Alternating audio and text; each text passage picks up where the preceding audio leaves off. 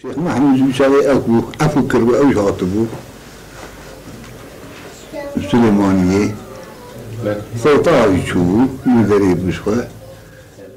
د سال 1967 ده شیخ علی رضای کوره شیخ سعید لانقره دبه مهوان برازی خواه عبدالملک فرات لوه داره عبدالملک فرات لگل مام خواه هف پیوینه که دکه و دنگ وی قید دکه قیدا دنگ شیخ علی رضا د دربه لشکری نوک 12 آدار 1971 12 ایلان 1908 و 28 سبات 1997 ده د سردگرتنا مالان این هزن اولکاری ده جعالی اندام مالبات شیخ سعید و حاتن و شارتن و نهشتن او قید بکه و دست کسک دنده او دنگ پشتی 55 سالان جعالی نوین عبدالملک فرات این بناو دلهات فرات و دلشاد فرات و وک پرتوک هات چاپ کرن کوته ده شیخ علی رضای کوره شیخ سعید بحث هورگلین سرهلدان سال 1925 دکه Almanca mı göre Şeyh Said Efendi, Laivi Şeyh Ali Rıza,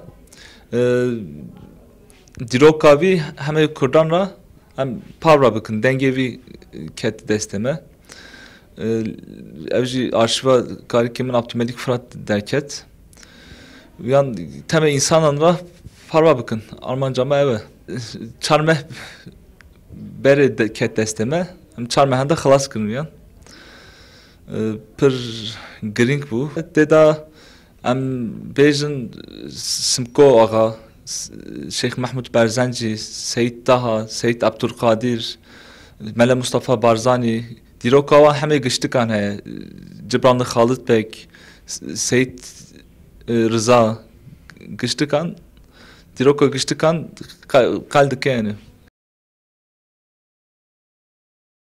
نوین عبدالملک فرات این بناو دلهات و دلشاد خودیل میراتا باو کالین خود درکتنه و دخوازن جحمو آلیان و سرهلدان سال 1925 شرط و مرجن بریا سرهلدانه و پشتی سرهلدانه ورن زانین دلهات و دلشاد بانگ دخورتن کرد دکن کو لمیرات و نرخین خوین نتوایی و چاندی خودی در بکوین و لگوری در فتن خواه خدمت ملت خواه بکن. از ینجه که کردم دیروکا خواه خودی در کردم برا کردم ازی دیروکا خواه خودی در کردم.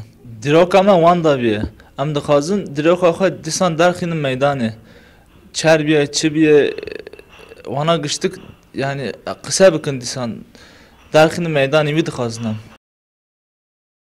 پرتوکا بناوه باوه من شیخ سعید جصاد و حفت رو پلان پکته و داویا پرتوکه دجی بشک جبو وینین کسایت مالبات هاتیه وقتاندن و درو پلا داوی دجی هلبستک آش شیخ علی رضا هاتیه پاروکرن خورتن مالبات دلشاد فرات و دلهات فرات جی ددن زانین کو اوی لپای شوپا باو کالن خواه ببرهم نو خباتن خواه بدومینن مایروکسل کردستان 24 دیاربکر